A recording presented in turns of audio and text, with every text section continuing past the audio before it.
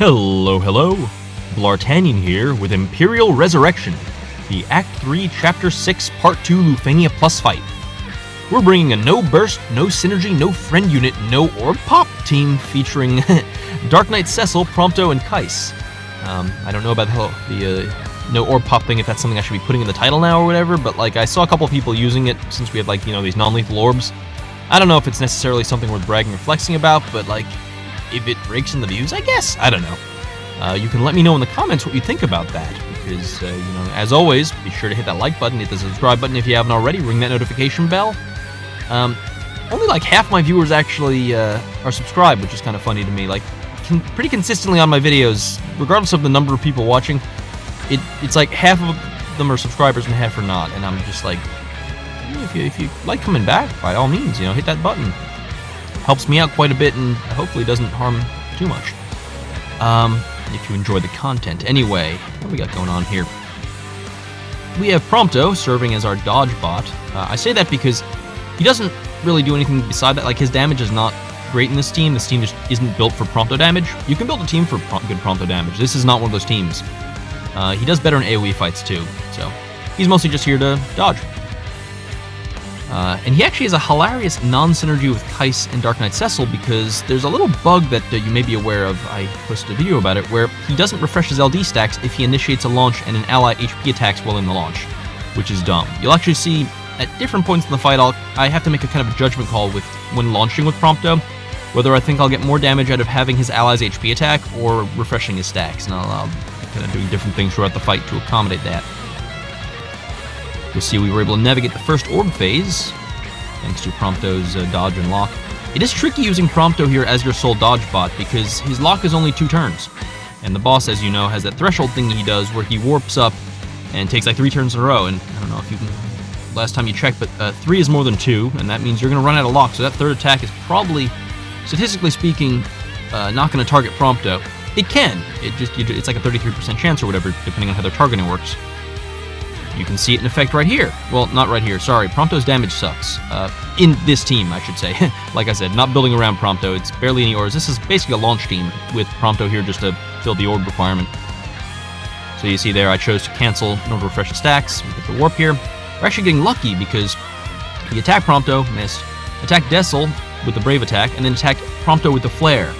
And that's great because Flare is that Dispel he does, and that's nasty, and we don't want to get Dispel. Dispel sucks, we hate it. I should have HP attack there. I don't know what I was thinking. No, I was trying to get more battery off his follow-up attack. It's all such small peanuts that it doesn't matter. But anyway, see here, getting lucky again.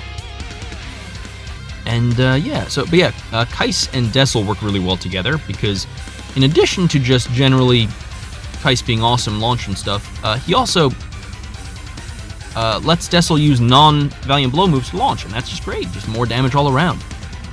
On occasion, you may want to use Darkness because it has 1 extra HP attack, depending on just how things are set up.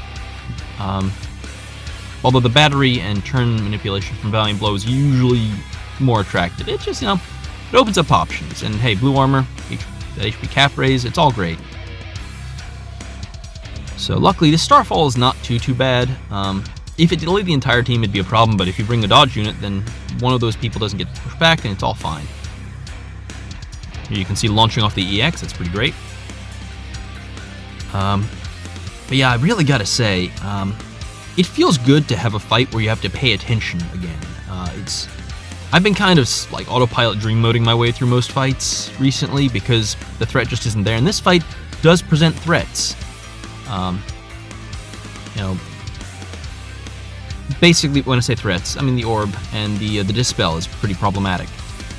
That being said, the turn count really is not strict. It's a hilariously high turn count. This is, you'll see this team kind of drags a little bit, and we're like halfway through the turn count. It's insane. I don't know why they made it so high, but whatever. Damage checks are a component of the game and should be kind of a factor. Maybe not like a strict one, like a really tight one, but it is important that the game requires that you're not just bringing a bunch of like garbage, to your fights to actually defeat the boss. At least I feel that way. I don't know. Maybe you feel differently.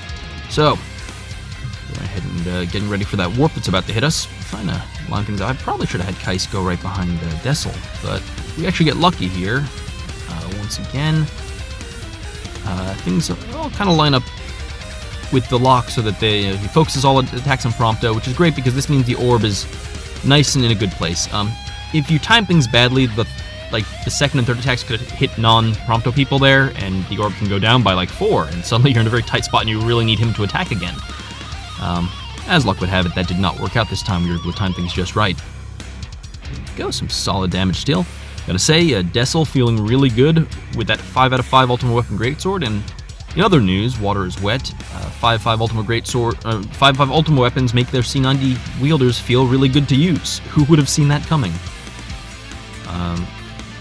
I actually built the Greatsword mostly because I was like, oh, Gilgamesh, sweet, and then I figured later down the line I can give it to Zack, to Vayne, to some of my favorite characters.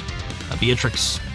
But in the meantime, since I don't have most of them, and I try not to use Greg while he's Synergy just because I think he's a hipster or something stupid, Dessel's carrying a flag for now.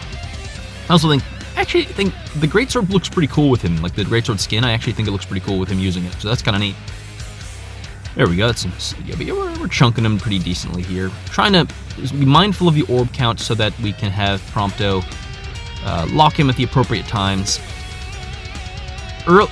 In initial runs of this, I tried to get cutesy just to kind of save locks and tried to time things, because the guy has an attack cycle you'll pick up on. He does, Brave Attack, Flare, Blood Sword, or Brave Attack, Blood Sword, Flare, and then weaves in the recast as needed, but it seems he alternates between which of those two cycles he does based on your fight, but he'll always stick in that cycle once he starts doing it. And I tried to get cute to time it so I was only dodging the flares and stuff, but then the orb just killed me because it turns out I was a doofus and wasn't thinking about the orb. So that happened. Anyway, one last turn warp here. We're getting cursed, and that sucks. I hate being cursed. Just a bunch of stat downs, frame debuffs. I probably could have brought like a decent HP damage call or something like that instead of the Unicall that I brought to deal with these debuffs, but here we are. Apparently I didn't.